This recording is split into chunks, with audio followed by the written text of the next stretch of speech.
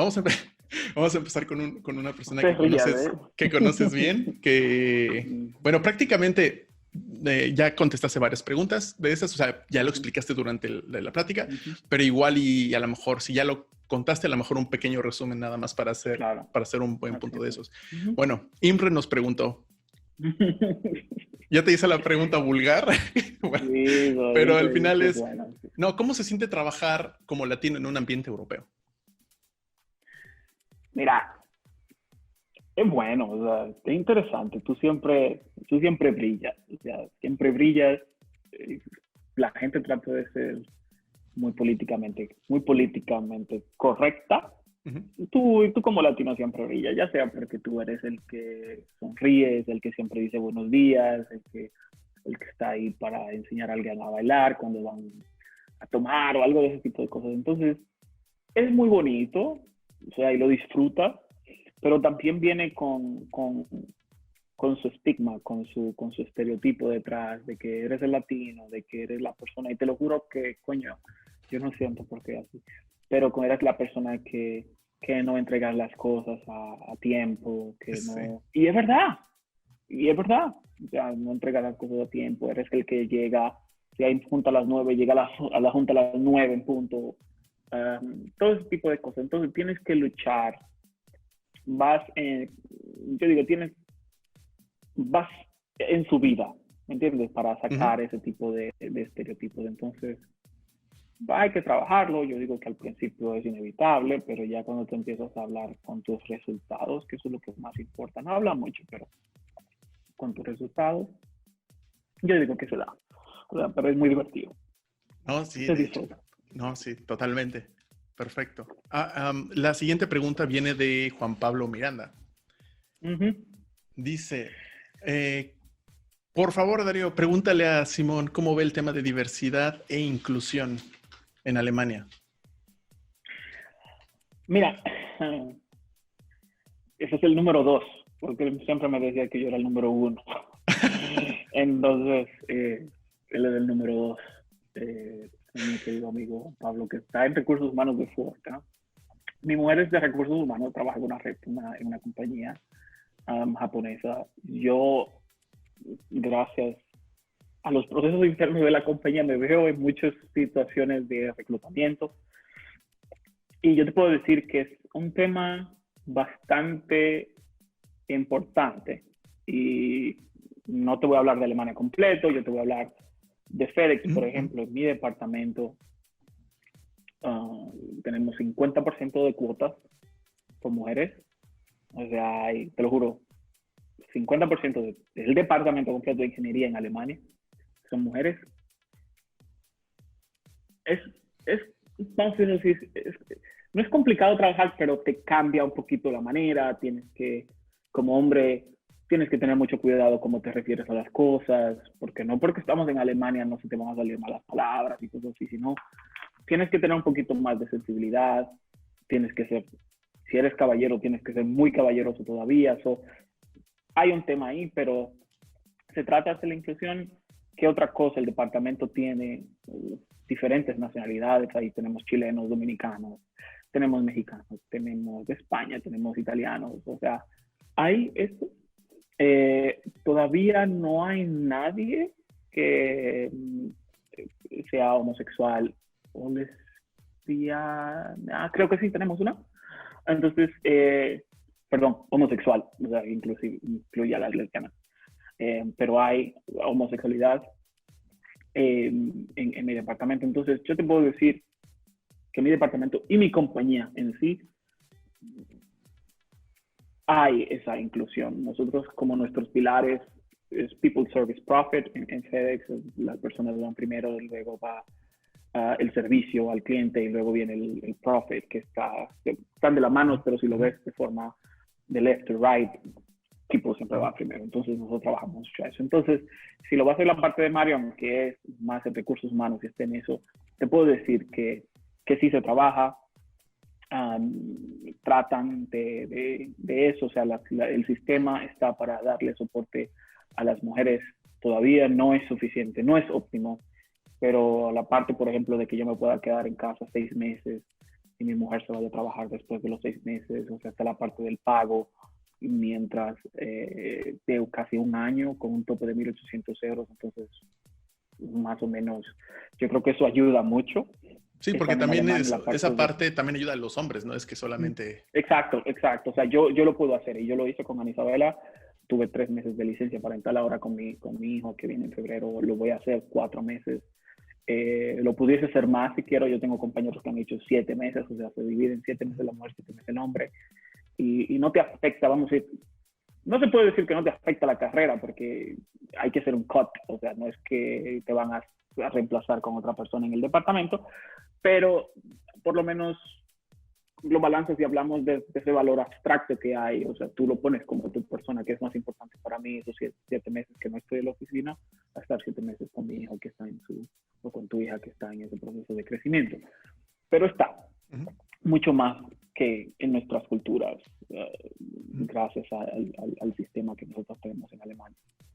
Pero no es óptimo. No es óptimo. Y lo digo por las opiniones que Marion dice. Yo no quisiera decir sus opiniones porque no está aquí, pero Marion dice que no es óptimo, que hay que trabajar más. Y si lo comparamos con Latinoamérica, es diferencia del cielo a la tierra. Entonces, yo creo que eso no está. Bueno, pero al final es también como, digo, no sé si Alemania en ese sentido, no sé si es uno de los primeros. Tal vez sí, no lo sé, totalmente lo desconozco. Pero el hecho de que falten muchas cosas, pero que ya se hizo mucho, ya también deja pasos para que otras personas puedan empezar a implementarlo, creo yo. Ok. La otra pregunta que hizo también Juan Pablo fue, ¿tú qué crees que le duele a Alemania? O sea, porque él decía que hay muchas cosas buenas que se hablan de Alemania, la eficiencia, efectividad, que se trabaja mucho, resultados, pero dice, ¿qué es lo que prácticamente nadie habla, pero que podría mejorar Alemania como cultura? Yo te digo, o sea, lo primero es la parte de, espero que no me meten problemas con eso, pero está la parte de qué se va a hacer con el sistema de retiro del país. O sea, es algo que ellos no están muy felices, que es la parte de, hay muchas personas, hablamos de la formación técnica, vamos de ahí, hay muchas personas que tienen formación técnica que por su trabajo no han podido aportar mucho a la seguridad social, a la parte de su plan de retiro, y obviamente lo que tú aportas es proporcional a lo que tú vas a recibir. Entonces, hay muchas personas hoy que se encuentran, dicen, que están en pobreza. Esa gente no conoce pobreza, ¿vamos? Pero no reciben dinero suficiente para poder vivir en condiciones a las que ellos están acostumbrados, ¿me entiendes? Entonces, de eso no se habla mucho porque eso es un tema un poquito complicado, pero es la parte de que Marion y yo, muchos jóvenes como nosotros, tenemos que tener nuestro plan de retiro privado. Yo creo que tú también los conoces, sacar dinero de nuestro ya highly taxed income, de que ganamos casi la mitad, percibimos en neto la mitad de lo que ganamos bruto, y también sacar de ahí neto para poner dinero en tu plan de retiro y verlo cuando tengas 67, porque nadie sabe si va a haber dinero suficiente ahí, porque además de eso, las personas, no sé, porque comen tan saludable o viven tan bien, viven 90, 95 años, pero dejan de trabajar en el 67. Entonces, si comienzas a recibir retiro desde el 67 hasta que te mueras al 90,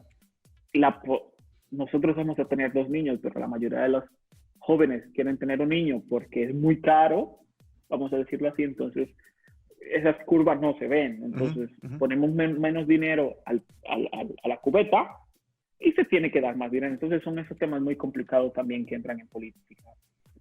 Con eso, ¿qué le duele también a Alemania? Es la parte del RISE, de Alternative für Deutschland, que es AfD, que son más partidos de derecha que consideran la parte de la migración ilegal y todo eso, y ya la disparidad que hay entre los dos lados de Alemania, que tienes que vivir en Alemania para saberlo. Por ejemplo, creo que hasta en 2 años nosotros, las personas que viven en el sur, de este lado de Alemania, pagamos un impuesto de solidaridad a la parte de Alemania, Del este. cuando estaban las dos Alemanias, la Alemania del Este, todo ese tipo de cosas. Ellos no se sienten muy orgullosos de ese tipo de cosas, y cuando se habla, duele. Sí ves que baja un poquito ese estima, esa cosa. Entonces, no están orgullosos de esos temas. Yo creo que la parte del tema de los nazis, del holocausto, todo eso se acepta y se habla. Obviamente hay que tener un poquito de sensibilidad, pero eso no es algo que causa mucha repercusión. Pero yo creo que esos temas, yo creo que son... De hecho, la siguiente pregunta iba relacionado a eso, pero es prácticamente muy similar. Es Emanuel, ¿también lo conoces? Emma. Él preguntaba prácticamente como si, por ejemplo, en México, en Latinoamérica, la gente se preocupa por tener suficiente dinero, deja ahorrar, tener suficiente para comer, para pagar las cosas, los útiles, incluso la salud. En Estados Unidos ves que es prácticamente impagable la salud. ¿Cuáles son las preocupaciones más típicas aquí en Alemania? Yo va de la mano. Bueno, yo creo que también tiene que ver con la parte del dinero que ganas. Yo creo que eso es algo universal. Hay muchas ciudades grandes que hay una disparidad completa dentro de lo que se gana a cómo vivir en ese país. Frankfurt es un ejemplo de ellos. Lo bueno es que Alemania, el motor de la economía alemana son las pequeñas y medianas empresas. Puedes trabajar en compañías muy bien estando en un campito, tú lo sabes, no tienes que mover a ciudades grandes. Ahora, yo creo que la mayor preocupación es encontrar, vamos, son problemas de primer mundo, y perdón, pero es encontrar espacio en el Kindertagesstätte o el kindergarten para tu hijo, por ejemplo. Esa es una de las cosas que puede darse, de que no hay espacio para ti y una de las dos personas tienen que quedarse en casa. Bueno, es que en Latinoamérica la familia te apoya en ese sentido y aquí no. Claro, pero aquí no. Aquí no, ¿sabes? O sea, se podría. Y sí se puede, pero, ¿entiendes? O sea, si no tienes nadie, puede que...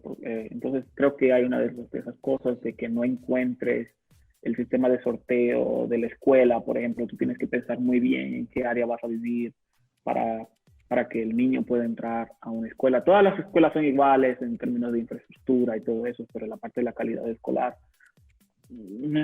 Y hay escuelas que son especializadas, por ejemplo, en deportes, en idiomas, en artes plásticas, en lo que sea. Entonces, si tu hijo tiene cierta tendencia a estar en deportes o en artes plásticas, en todo eso, tú tratas de poner en eso en la escuela, porque es lo que va a ayudar en las tardes, cuando los niños terminen a la 1 de la tarde, a quedarse en la escuela y hacer lo que les gusta. Porque si no, tienes que quedarte con un Grundschule a la 1 de la tarde y esos niños tienen que llegar a la casa solo a hacerse de comer, mientras tú estás en un trabajo de llegar a las 6:30 de la tarde. Y que hay casos también, ¿no? Entonces yo creo que más va en la parte del apoyo familiar. El sistema está ahí para apoyarte en otras cosas, pero yo creo que en el apoyo familiar, yo creo que se puede hacer muchas cosas y la gente se preocupa mucho. Perfecto. Mi hija no ha entrado a la escuela y ya mi mujer está diciendo, bueno, entonces sí, uno se ríe, pero es verdad. Viendo cómo vamos a hacer eso, ¿me entiendes? Y yo creo que verlo ya 2, 3 años antes de que pase quiere decir que es algo que tienes que planificar. Sí, que hay veces que son problemas a futuro que, por ejemplo, creo que en México, Latinoamérica, tiene que ver mucho con el problema del día a día. Claro. Y aquí se ve mucho también el problema del futuro. Es, oye, pero pues, como dices, uno de los dos va a tener que trabajar o reducir sus horas. Entonces te empieza también a dar un poco de ansiedad y estrés y preocupación. Y como, entonces tienes que empezar a planear ese futuro para ver que las cosas pasen. Claro. 100%. Entonces, bien, la otra pregunta que hacía Emanuel es, desde tu punto de vista y experiencia, ¿cuál crees que hay detrás de lo que la gente en el mundo considera como la mentalidad alemana? Y que detrás de la mentalidad ves al Bayern Múnich siendo una máquina en el fútbol o la selección alemana. Digo que son los ejemplos más típicos, pero ¿qué hay detrás de esa mentalidad alemana según lo que has visto hasta ahora? Mira, estaba hablando de este tema el sábado con el tío de Marion, que es entrenador de la segunda liga del equipo de Wolfsburg de mujeres. estamos hablando de las diferencias de fútbol y todo eso. Me dice, Guillermo. Dice, te voy a decir una cosa, Simón. Claro, yo creo que la única diferencia que hay entre los jugadores mexicanos, estamos hablando de fútbol mexicano, contra los jugadores alemanes es que en Latinoamérica hay buen equipo de fútbol porque tienen talento, pero yo creo que nosotros tenemos buen equipo de fútbol porque tenemos disciplina. Y yo creo que es eso. Yo creo que le dio en el clavo, o sea, la disciplina. O sea, si tú ves los alemanes, el cliché es que son disciplinados y el cliché interno es que son disciplinados también. Sí. O sea, hacemos chistes todos aquí mismo de los disciplinados que pueden llegar a ser los alemanes. O sea, ese willpower, esa disciplina. Pero yo creo que la disciplina es el norte, que dice, bueno, ¿sabes qué? Tengo que bajar de peso, disciplina. Tengo que ir al trabajo todos los días a las 6 porque hay tráfico a las 7, disciplina. Entonces, no cambia. Y es hacer lo mismo todos los días. No negociables. Todos los días. Y no es negociable. O sea, ¿cómo vamos a las reglas otra vez? Disciplina. Entonces, yo creo que es eso. Y no hay que buscarle mucho, sí. No es complicado. Disciplina. Y ya. Totalmente de acuerdo. Yo creo que esa es la respuesta. Últimas 2 preguntas del buen Sergio. Sergio Reyes. ¿Cuál sería el profesor o materia de la carrera del cual o de los cuales escuchaste los mejores consejos que te han ayudado saliendo de la carrera? Se me van a poner muy salteables, coño, me metí en un problema. A mi Miss Ana, al Miss, que no se me enoje, ni a mi Miss Ivonne, que tampoco se me enoje. Pero yo creo que hubieron 2 personas que yo digo, si no lo hubiese tenido, te digo, hubiera sido un poquito downhill ahí. Pero yo creo que Alejandro, el profe Alejandro. ¿Sandoval? Sí. Que es mi amigo. Yo creo que causó vamos a decir, un impacto muy grande en la forma con la que yo vi las cosas. No solo su carrera, no solo sus materias, pero más esa disciplina de llegar a tiempo, de los entregables, de referirse a mí como Don Simón, esa parte de respeto, que uno se ríe, coño, porque man, tú tienes 21 años, ¿qué me estás diciendo Don? Pero lo veías que llegaba con su traje, que te decía Don Simón, que tenías que llegar a la hora, que las presentaciones sin darle clic tenían que terminar en 30 minutos como eran planificadas y no te bajaban puntos. Yo creo que todo ese tipo de cosas te forma como ser humano y yo creo que él es una de esas personas que yo digo, man, qué cosa. Y la otra era mi profesor de simulación. Enrique Herrera.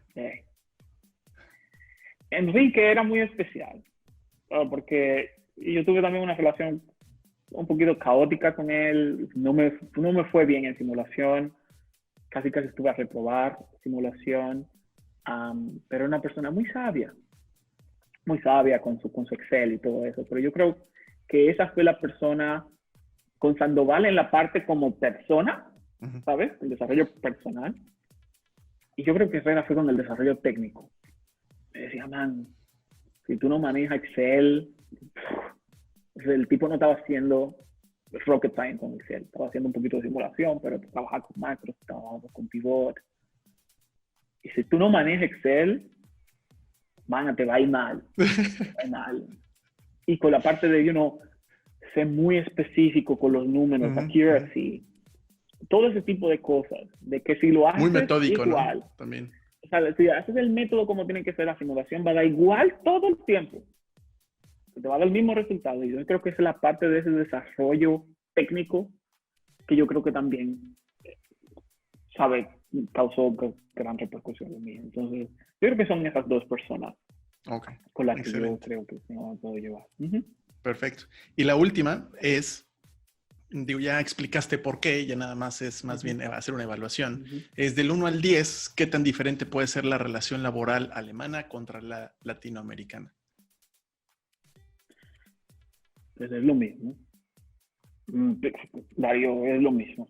Yo creo que es un poquito diferente porque llega la parte de la personalidad ahí, pero yo creo que es lo mismo. Yo creo que tu jefe en México se va a decepcionar de la misma manera que mi jefe aquí en la Alemania si haces un entregable tarde. Uh-huh. Quizás la reacción hacia tu persona va a ser diferente, pero el mismo nivel de disappointment, de no sentirse feliz, va a ser lo mismo. Uh-huh. O sea, como tu jefe de México te lo diga, ya no, ¿cómo haces eso? No sé qué. Aquí mi jefe me va a decir, si sigues así, te vas a ir del trabajo. ¿Entiendes? Entonces, yo creo que es lo mismo. O sea, trabajo es trabajo y cada quien depende del trabajo del otro. O sea, tu jefe reporta a otro jefe. Tu otro jefe es el jefe de arriba, tu director reporta a un director ejecutivo. Ese director ejecutivo a un CEO. O sea, todo es la misma estructura. Es la misma estructura. Y la mayoría de las compañías en donde nosotros trabajamos, quizás es el mismo DHL en México que DHL en Alemania, pero los mismos, llega un momento en que convergen y van a reportar al mismo director. Entonces, toda la parte de estrategia baja desde arriba hacia abajo. El caos que pasa abajo, arriba ese mensaje va a seguir subiendo y va a llegar fine-tune hacia arriba. Pero yo creo que es lo mismo. O sea, las mismas decepciones van a pasar si llegas tarde, las mismas decepciones van a pasar si no estás, si no entregas a tiempo, las mismas decepciones van a pasar si tu trabajo no es de calidad. Entonces, es lo mismo.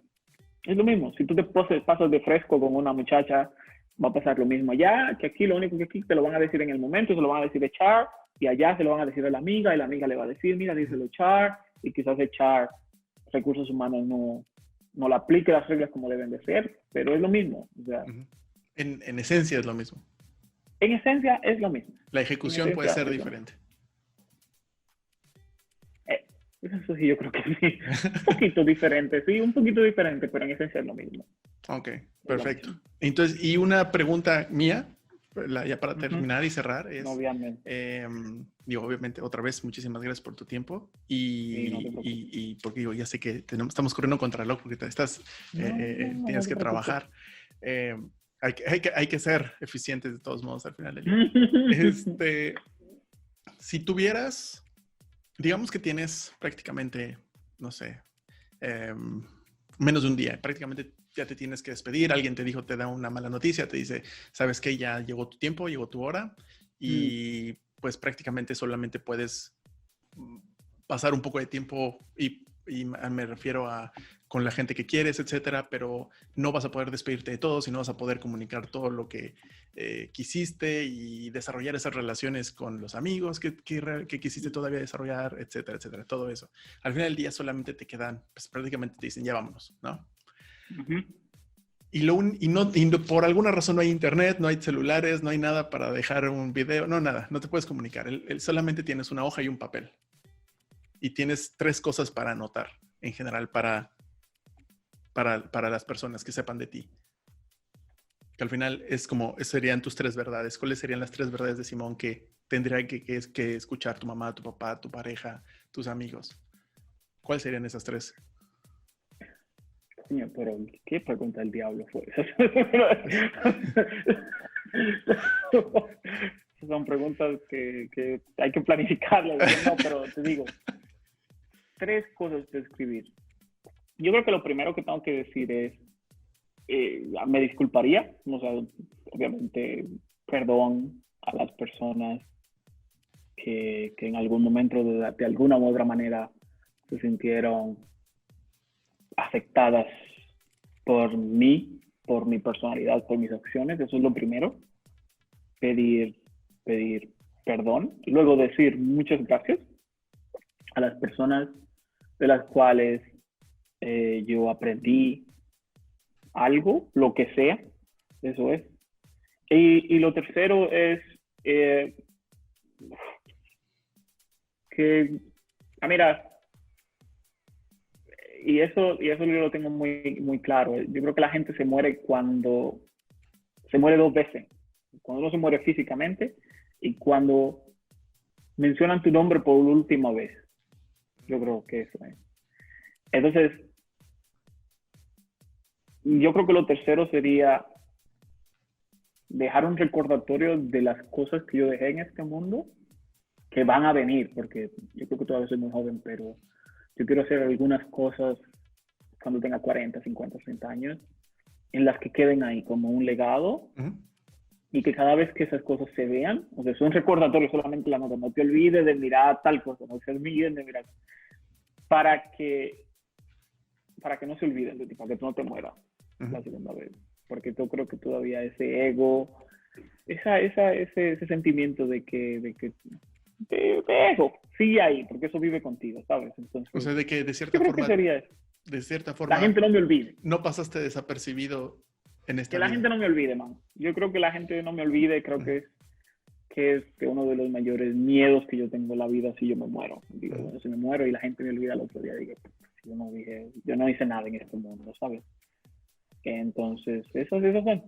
No, pero al mismo tiempo eso te da un buen impulso y un buen propósito para seguir haciendo cosas. O sea, no lo hago por vanidad, o sea, que es importante, porque la vanidad ya, estos fueron mis primeros años, ¿no? Pero si no, como motor, como algo para que me eleve, un incentivo, tengo que hacer algo de que repercuta positivamente en mi gente, vamos a decirlo así. Entonces, sí, de hecho, es que la vanidad, digamos que es solamente para tu beneficio, pero en realidad es cuando ya quieres tú dejar un mensaje que impacte a otros y estás pensando en los demás, no es egoísta, es por un beneficio más amplio.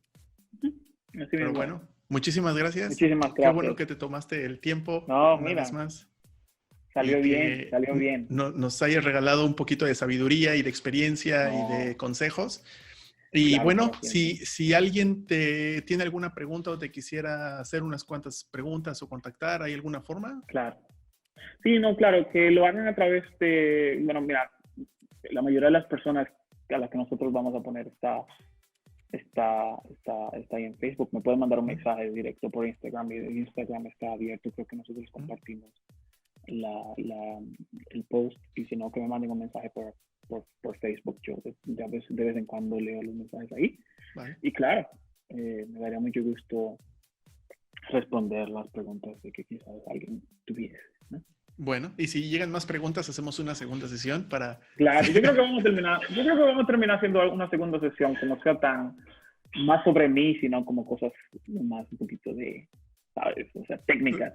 Vale. Porque yo no quería meter ningún libro, ni las cosas que hago, ni las cosas que leo, pero yo creo que hay demasiado contenido allá afuera que uno le puede sacar mucho provecho. Entonces, podemos hablar de todas esas cosas así, de business management y de otras cosas, pero no se habla hoy de cosas aterrizadas.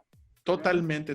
De hecho, una de las grandes diferencias que veo entre México, Latinoamérica y yo estando aquí, o sea, no estoy diciendo en Alemania, sino yo estando aquí, es que toda mi información prácticamente la consumo a nivel internacional, o sea, de gente que está como punta de lanza desarrollando información o tecnología o etcétera, y eso tarda mucho tiempo en traducirse y en llegar a México, Latinoamérica. Entonces, ahí veo un gran potencial. Sí. Poner contenido de ese contenido del que tú sabes que yo te he dicho en español, yo creo que mucha gente se beneficiaría con eso. Solamente aprender a escribir CVs, tomar fotos profesionales, todo ese tipo de cosas. Yo creo que mucha gente se beneficiaría de esas cosas, ¿no? Pues queda como una buena tarea para las siguientes entrevistas, pero bueno. Eso lo vamos a hacer. Muchas gracias y nos estamos viendo a la próxima.